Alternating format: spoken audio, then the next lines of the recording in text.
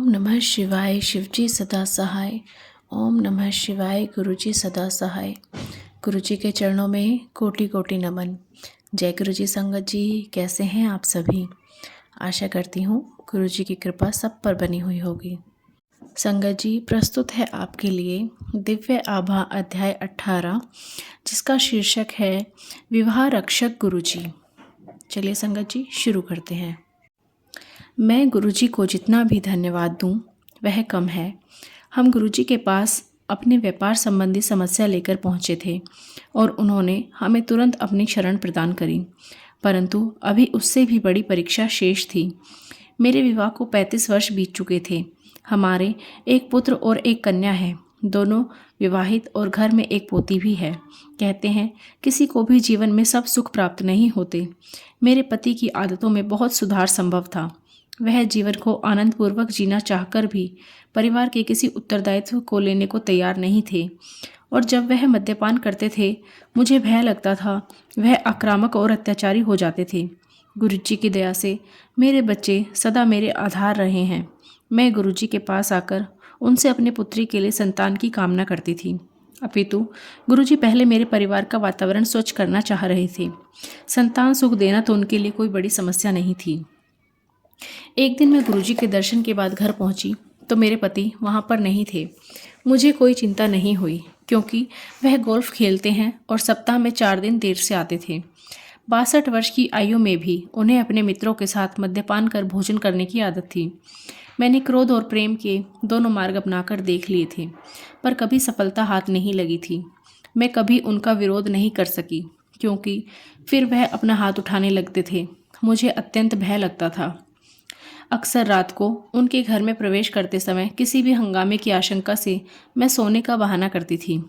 उस रात मैंने अपने सिरहाने की बत्ती बंद करी ही होगी कि मुझे गुरुजी की आवाज़ का आभास हुआ, जैसे उन्होंने कहा कि मालूम करो तुम्हारे पति कहाँ हैं। मैंने बत्ती पुनः जलाकर उनसे अपने मोबाइल पर संपर्क स्थापित करने का प्रयास किया। गुरुजी की दया से उनका मोबाइल काम कर रहा था और मैंने उनको एक स्त्री से बात करते हुए सुना। मेरे पति एक और स्त्री के साथ थे। ऐसे लगा कि वह उनकी प्रेमिका थी। मैं स्तब्ध रह गई। मुझे पता था कि जब वह युवा थे वह लड़कियों के साथ घूमा करते थे। जब भी मैंने आशंका जताई थी उन्होंने कहा कि एड्स के कारण वह ऐसा करने की सोच भी नहीं सकते। चूँकि मेरे पति अपने स्वास्थ्य का विशेष ध्यान रखते थे और इतने आत्मविश्वास के साथ बोलते थे कि मुझे उन पर कभी शंका भी नहीं हुई, अतः इस प्रेम संबंध से मुझे बहुत आघात पहुंचा। मैंने अपने बुद्धि पर नियंत्रण रखते हुए अपने पुत्र वधू को भी फ़ोन पर हो रही बात सुनवाई। मुझे पता था कि इसमें प्रमाण की आवश्यकता होगी, अन्यथा वह मुझ पर अत्याचार करेंगे। मेरा बेटा उस समय दिल्ली से बाहर था। गुरुजी, मैं क्षमा प्रार्थी हूँ कि उस दिन उनके वापस आने पर मैंने उनको मारा और घर से निकाल दिया। वह नशे में इतने धुत थे कि उन्हें पता ही नहीं लगा कि क्या हो रहा है। उन्हें 10 दिन तक घर से बाहर रखा गया। बीच बीच में वह आकर क्षमा मांगते रहे। उनमें अभूतपूर्व अहंकार रहा है और कभी शर्मिंदगी प्रकट नहीं करते थे। इस घटना के 2 माह उपरांत उनमें बहुत परिवर्तन दिखाई दिया।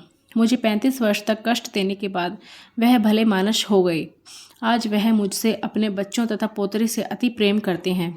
यदि आजकल वह कभी नशा करते भी हैं तो बहुत रोकर क्षमा याचना करते हुए कहते हैं कि वह अच्छे इंसान हैं और उन्होंने मुझे बहुत कष्ट दिए हैं।